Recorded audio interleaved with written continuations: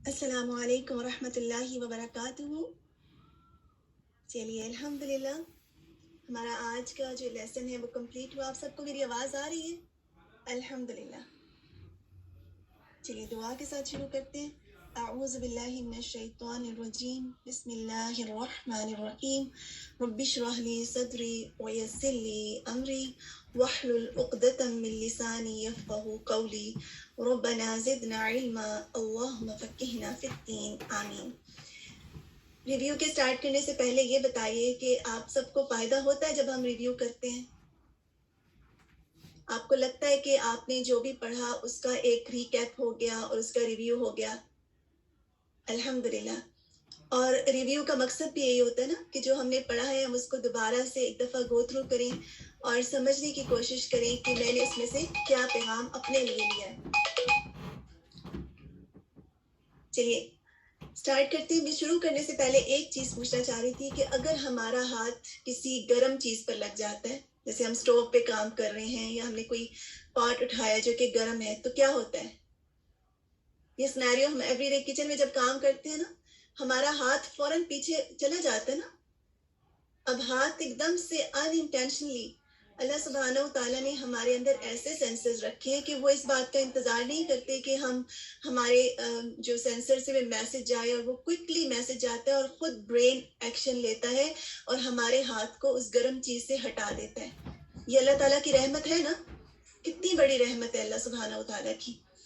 تو بالکل اسی طرح آپ دیکھیں اگر ہمارے یہ سینسرز نہ ہوں، اسی طرح کچھ لوگوں کو بلیڈنگ کا ایشو ہوتا ہے اور وہ بلیڈنگ سٹارٹ ہو جائے تو وہ بند ہی نہیں ہوتی، تو وہ بھی ایک بیماری کی سچویشن ہے، اور اگر یہ نہ ہو تو انسان کے بلڈ ویسٹ ہو جائے اور ڈیتھ بھی ہو سکتی ہے۔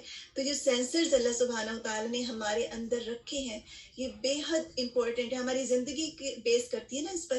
تو آپ سوچئے کہ ہمارے اسپرچول سینسرز، اس طرح کے جو سینسرز ہیں ہماری پوری زندگی کا جو احاطہ کیے ہوئے ہیں، کہاں ملتے ہیں ہمیں؟ قرآن میں ملتے ہیں نا۔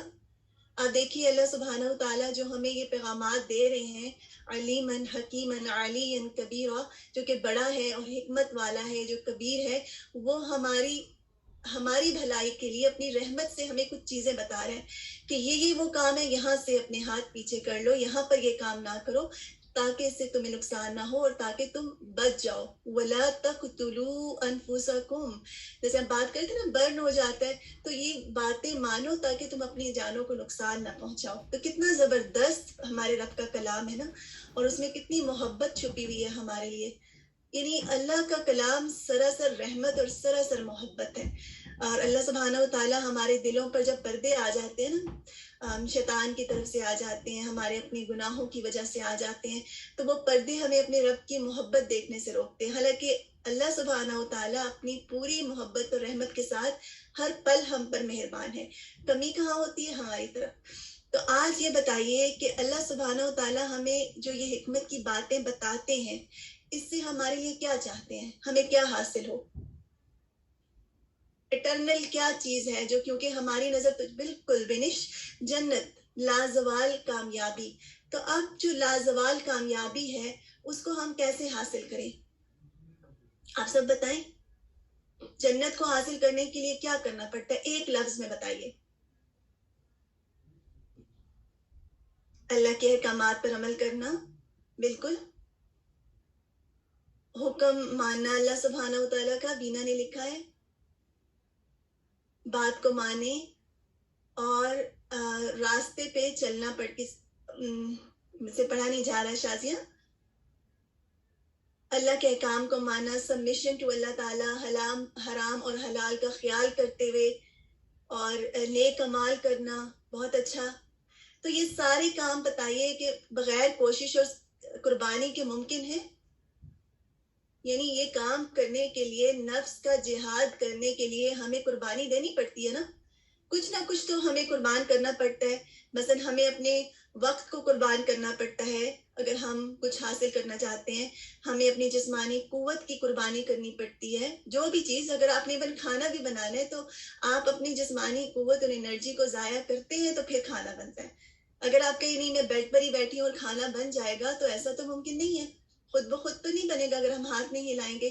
اسی طرح مال کی قربانی، اگر ہم کوئی بڑا کام کرنا چاہتے ہیں تو بعض کا تو ہمیں مال لگانا پڑتا ہے. اور آج ہم بات کر رہے تھے نا کہ اگر ہم چاہتے ہیں کہ ہم اپنی لائف کو پلان کریں اور اپنی چیزوں کو آرگنائز کریں تو اس آرگنائزیشن کے لیے بھی ہمیں وقت لگانا پڑے گا.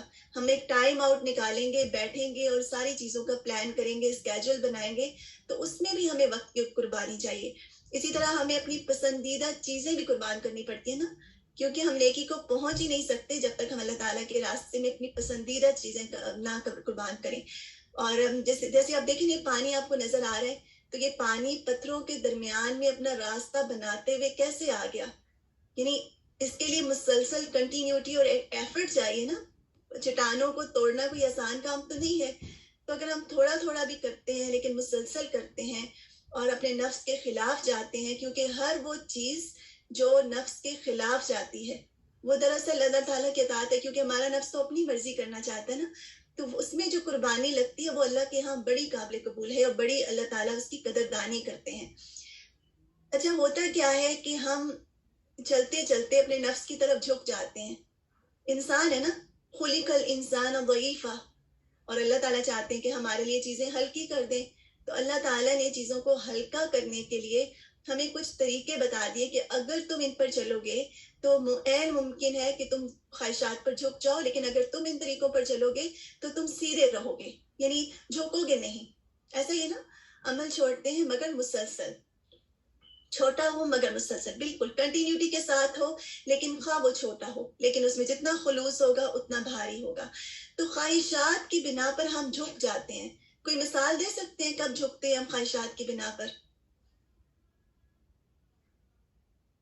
کوئی مثال دے کے بتائیے. اگر بعض اوقات نماز کا ٹائم ہے, جب ہم قرآن کی طرف نہیں آتے نا تو ہمارے بہت سارے شوق ہوتے ہیں. مثال کے طور پہ نماز کا ٹائم ہے, کسی کا کوئی فیوریٹ شو آ رہا ہے, آپ امیجن کریں تو, اور وہ کہیں کہ چلو نماز تو میں پھر پڑھ لوں گی, ڈیلے کر دوں گی, کیونکہ قرآن تو ہمیں جگا دیتا ہے نا, ہم تو سوئے ہوئے ہوتے ہیں. تو کوئی بات نہیں ہے, ابھی شو تو پھر دوبارہ نہیں آئے گا, نماز تو قضا بھی کر سکتے ہیں, ہوتا ہے نا. اسی طرح فرینڈس کے ساتھ کسی گیدرنگ میں گئے اور دنیاوی دوستیاں, دنیاوی محبتیں ہیں, اور اگر انہوں نے کھانا آرڈر کیا اور اس میں سے کچھ کھانا جو تھا وہ حلال نہیں تھا, لیکن کیونکہ فرینڈس کے ساتھ بیٹھے ہیں تو کوئی بات نہیں ہے, بسم اللہ پڑھ کر ہم کھا سکتے ہیں. لیکن ان ساری چیزوں کو چھوڑنے کے لیے قربانیاں کرنی پڑتی ہیں نا. جی, شادی کے مواقع پر اور کہیں پر گئے ہیں یا بہت اچھے کپڑے پہنے ہوئے ہیں, عید کا موقع ہے, اللہ کا شکر ادا کرنے کا دن ہے, لیکن ہم تیار ہوئے ہیں, میک اپ کیا ہوا ہے, تو چلو اگلی بار نماز پڑھ لیں گے. سوچتے ہیں کہ ابھی ٹائم ہے. جی, ہمارا یہ خیال ہوتا ہے کہ ابھی ہمارے پاس ابھی نماز میں ٹائم ہے, لیکن وہ ٹائم تو اول وقت میں پڑھنی چاہیے. اور جس چیز جب ہم ڈیلے کرتے ہیں نا نماز کو, آپ نوٹس کیجئے گا کہ جب ہم نماز کو ڈیلے کرتے ہیں, اگر ہم اپنی طرف سے ڈیلے کرتے ہیں, اللہ سبحانہ وتعالیٰ کی طرف سے اور چیزیں آتی چلی جاتی ہیں. آپ یہ بات ضرور نوٹ کیجئے گا, آپ کسی اور کام میں پڑھتے چلے جاتے ہیں اور آپ کی نماز واقعی بہت لیٹ ہو جاتی ہے یا پھر نکل بھی سکتی ہے. تو اس لیے اپنے خواہشات کی طرف نہیں جھکنا. اچھا, اللہ تعالیٰ کی اطاعت دراصل کیا ہے؟ آپ کا دل کچھ کرنے کو چاہ رہا ہے اور دل آپ باقی جو آپ کی جو احکامات ہیں اللہ سبحانہ و تعالیٰ کے وہ کچھ اور ہیں, تو یہ کیا ہے اس میں؟ ہم کیسے اللہ تعالیٰ کی اطاعت کریں کہ اللہ کی رضا پر راضی رہ جائے بھی نا. بالکل اللہ کی رضا میں راضی رہنے کی عادت ڈالنی چاہیے. بعض اوقات کیا ہوتا ہے کہ اللہ تعالیٰ نے جو ہمیں حکم دیا ہے وہ ہماری خودی کے خلاف ہوتا ہے, ہماری انا کے خلاف ہوتا ہے. ہوتا ہے نا, یہ انا کا لفظ بہت کامن ہوتا ہے کہ ہماری انا ہمیں روک دیتی ہے. ایسا ہے؟ آپ لوگ بتائیے. بہت ساری چیزوں میں ہم جھکتے نہیں ہیں کیونکہ ہمارے اندر خودی آ جاتی ہے, انا آ جاتی ہے. تو اسی خودی کو توڑنے کا نام اطاعت ہے, اللہ کی خاطر. اور یہ جو احکامات ہیں نا, جتنے پردے کے احکامات ہیں اور اپنے آپ حلال حرام سے بچنے کے احکامات ہیں, ناجائز طریقے سے مال نہ لینا, ان ساری طریقوں میں انا آتی ہے, کیونکہ انسان اپنے آپ کو اوپر رکھنے کے لیے اللہ تعالیٰ کی نافرمانی کر جاتا ہے. لیکن جب دل میں ایمان آتا ہے تو انسان اپنی خودی کی پرواہ کیے بغیر جھک جاتا ہے, اپنے رب کے آگے سرنڈر کر دیتا ہے, اپنے نفس کو مار لیتا ہے اور پھر اپنے رب کی بات مان کر اگلا قدم اٹھاتا ہے تو وہ آگے سے آگے چلا جاتا ہے. اچھا, یہ بتائیے کہ آج ہم نے میجر سنس کے بارے میں پڑھا, اب یہ بتائیے کہ بڑے بڑے گناہ کیا ہیں؟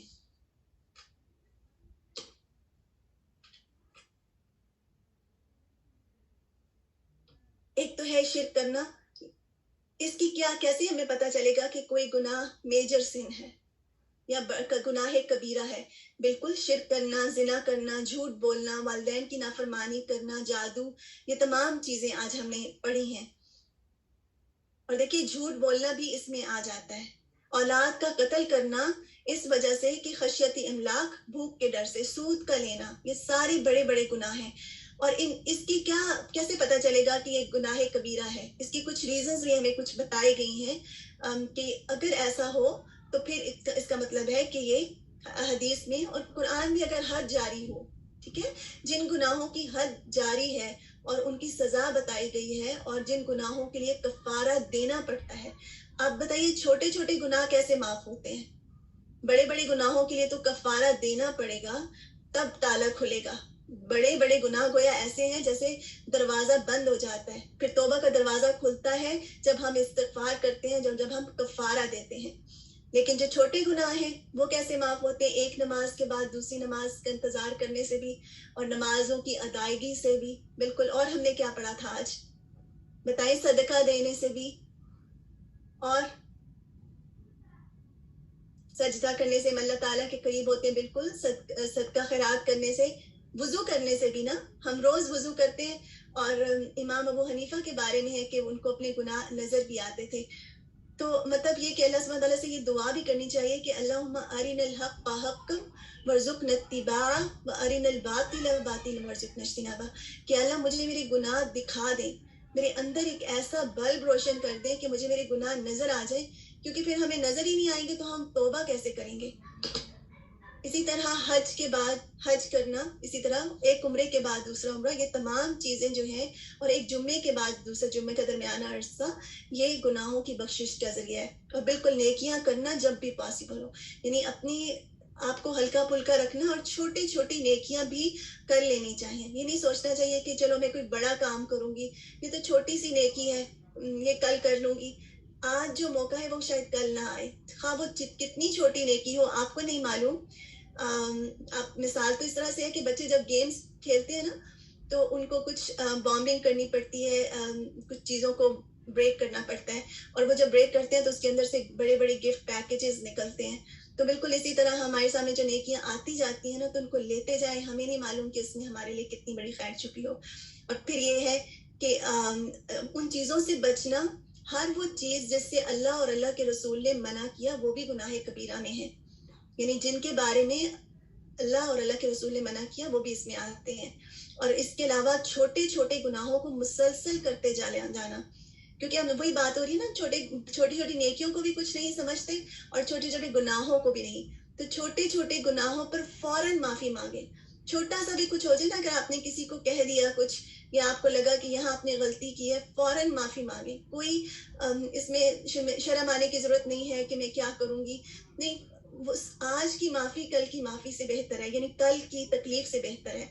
तो कंसिस्टेंसी जो है छोटे छोटे गुनाहों पर, वो भी उनको बड़े बड़े गुनाह बना देती है. अच्छा ये बताइए, सिर्फ मैं 1 या 2 मिनट्स और लूंगी, फिर आपकी ब्रेक होगी इंशाल्लाह. क्या हमें ऐसा करना चाहिए कि हम दूसरों की जो नेमतें हैं उनकी तमन्ना करें कि मुझे भी वो मिल जाए? आप देखिए कि अल्लाह सुब्हानहू तआला ने हर एक को मुख्तलिफ चीज़ें दी हैं ना, मुख्तलिफ तरह की सलाहियतें दी हैं. यानी कुछ लोग जो हैं वो किसी एक हैबिट में बहुत अच्छे हैं. आपने देखा होगा कुछ लोगों के अंदर जो चीज़ें आपको अच्छी लगती हैं ना, और वो चीज़ें अगर आपको दूसरों में नजर आती हैं तो क्या आप तमन्ना करते हैं उसकी? पहले ये बताइए, जो चीज़ें आपको अपने लिए अच्छी लगती हैं, क्योंकि हर एक की पसंद मुख्तलिफ है ना, तो आपको जब वो दूसरों में नजर आती है तो आपके दिल में तमन्ना होती है मुझे भी ये मिल जाए. मसलन अगर आप जो एग्जाम्पल मैं देने जा रही हूँ उसमें ये है कि बहुत पहले की, बहुत सालों की पहले की बात है, और तब उस टाइम मैं हाई स्कूल में थी और मैं कहीं जा रही थी. मुझे आज तक वो मंजर याद है, और मैंने किसी लड़की को देखा जिसने अपने आप को मुकम्मल कवर किया हुआ था, बहुत बड़ा सा अबाया पहना हुआ था और स्कार्फ लिया हुआ था. और उस टाइम जाहिर बात है आप हाई स्कूल में जा रहे हैं या स्कूल्स में जा रहे हैं, उस टाइम आपको दीन का कुछ ज़्यादा पता नहीं है. तो उनको देखकर मुझे इतनी हसरत आई उस दिन कि वो हसरत मुझे आज भी याद है. کہ مجھے اتنی حسرت آئی اس کو دیکھ کر، اس کی ڈریسنگ کو دیکھ کر کہ یہ کتنا زبردست ہے، مجھے بھی یہ حاصل ہو جائے. تو ایسی تمنا کرنا پسندیدہ ہے. اچھی چیزوں کا رشک کیا جا سکتا ہے، اور پھر اللہ سبحانہ و تعالیٰ وہ چیز آپ کو معلوم بھی نہیں ہوتا، آپ کو مل جاتی ہے. تو اس لیے اللہ تعالیٰ سے اس کا فضل مانگنا چاہیے. لیکن اگر کسی کو کوئی خوبی ملی ہے اور ہم چاہتے ہیں کہ وہ اس سے چھن جائے، یا پھر ہم اپنے اندر کوڑنے لگتے ہیں اور اپنی ساری نعمتیں جو ہمارے رب نے ہمیں دی ہیں وہ ہمیں لگتا ہے کہ وہ کچھ بھی نہیں ہے، تو یہ طریقہ جو ہے ناپسندیدہ ہے. اس صورت میں تمنا نہیں کرنی چاہیے، لیکن رش کیا جا سکتا ہے. چلیے ہمارا ٹائم آلموسٹ اپ ہو چکا ہے. اور یہ بھی بات ہے کہ جب ہم دوسروں کی چیزیں دیکھ کر سمجھتے ہیں کہ وہ زیادہ ویلیویبل ہے تو پھر ہم خود بھی غیر مطمئن ہو جاتے ہیں. تو ہمارے دل میں اگر ہم سکون چاہتے ہیں تو جو چیز ہمیں ملی ہے اس پر شکر ادا کرنا، اور اسی طرح جو سٹینڈرڈز اللہ تعالیٰ نے سب کے سیٹ کیے ہیں ان کو مان لینا چاہیے، تاکہ ہماری زندگی کا یہ جو سفر ہے یہ خوشی کے ساتھ گزر جائے. اور پھر یہ ہے کہ اگر ہمارے جو لاز ہیں ہماری گورنمنٹ کی طرف سے، اگر وہ اسلام کے خلاف نہیں، ان کو ایکسیپٹ کرنا چاہیے. ٹریفک رولز کو، آپ کہیں اسٹورز میں جا رہے ہیں، ریسٹورینٹس میں، ریکریشن سینٹرز میں، وہاں پر جو گائیڈ لائنز ہیں ان کو بھی فالو کرنا چاہیے. نہیں کہ ہم تو بس قرآن میں لکھی ہوئی باتیں سنتے ہیں. نہیں، ہمیں جو گائیڈ لائنز دی جا رہی ہیں اگر وہ ہمارے دین کے خلاف نہیں، شریعت کے خلاف نہیں، تو ان کو ماننا چاہیے. جو بھی گارڈین اگر مقرر ہیں یا آپ کی گروپ انچارجز جیسے آپ کے اوپر مقرر ہیں، ان کی باتیں مانا کریں، آپ کی ٹیچر کی بات مانا کریں، تاکہ آپ کامیاب ہو سکیں. اور یہی بات ہے کہ اسی لیے جیسے اللہ تعالیٰ نے رجال جو ہے، الرجال مردوں کو قوام بنائے، تو پھر ان کی بڑائی کو بھی تسلیم کرنا چاہیے. اور مجھے امید ہے کہ ہم ان عورتوں میں سے ہیں جو واقعی اس بات کو تسلیم کرتے ہیں اور اس بات کو پسند بھی کرتے ہیں، کیونکہ اللہ سبحانہ و تعالیٰ نے یہی ہماری ضرورت بنائی ہے. چلیے مطلب یہی تک رکھتے ہیں. جزاکم اللہ خیرا کثیرا. ایسا کریں، آپ بریک لے لیں، انشاءاللہ 7 منٹس کی بریک لے لیں، اور پھر آپ اس کے بعد ہم اپنی تجوید کا سیشن کریں گے. جزاکم اللہ خیرا کثیرا. السلام علیکم ورحمۃ اللہ وبرکاتہ.